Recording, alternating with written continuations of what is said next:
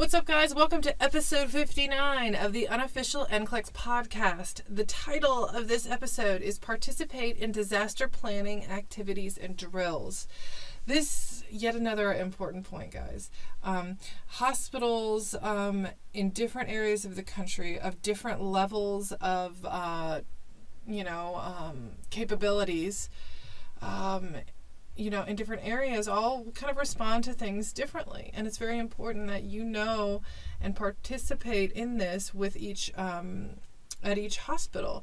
So these, like, for example, if you're working in New York City in a level 1 trauma center, your disaster planning activities and drills are going to look very different than if you're in rural Iowa in a community level hospital with level 3 trauma.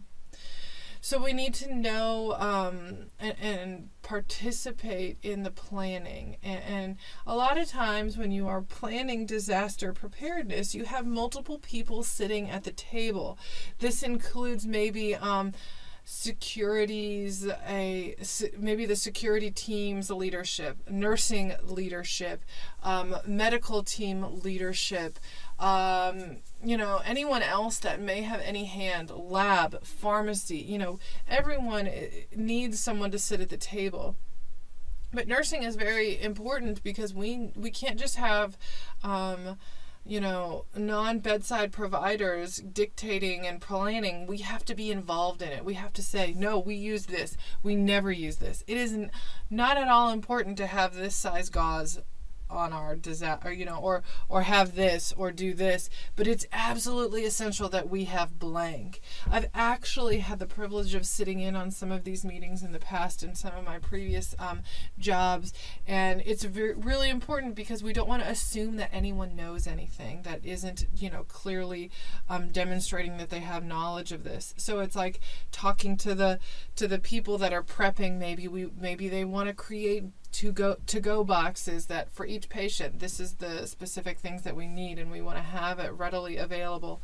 Maybe they don't realize that, we use this IV tubing all the time, but we never use this IV tubing. And we must have blunt needles to draw out medications. Like, if you're not a clinical daily bedside provider, you don't realize that.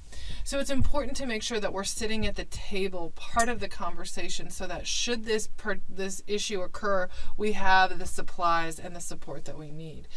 But that's only half of it. The other half of it is, the first half is having what we need. The second half of it is knowing what to do, right? So is it realistic to expect, nurses to do this versus this? Do we have med sleds, or these sleds that we can, if we have to quickly evacuate patients out of the building, how do we do that? While we might need blank supplies, physically, what do I do to get this done safely? I had the pleasure of participating in a drill once, an active shooter drill. With a lot of terrorism that's occurring all over the world. We at one facility sat down and planned an active shooter drill. We involved the community. We involved the patients and all of the staff, and widely, hey, this is going to happen on this day, and prepared people. And we had someone pretend that they were an active shooter going through various areas of the building and made sure that the nursing units were prepared. So that showed how to barricade the room, make it look like nobody's there, do various things to increase safety for ourselves and our patients. So it's important that we're participating in drills, because you can read a PowerPoint, you can read a little online module about what you're supposed to do when a tornado occurs, or when there's an active shooter, or when there's a fire, or when there's an infant abduction. You can read about that stuff, but if you are participating in drills, it further just solidifies that with you, so you know what to do when and if those situations occur.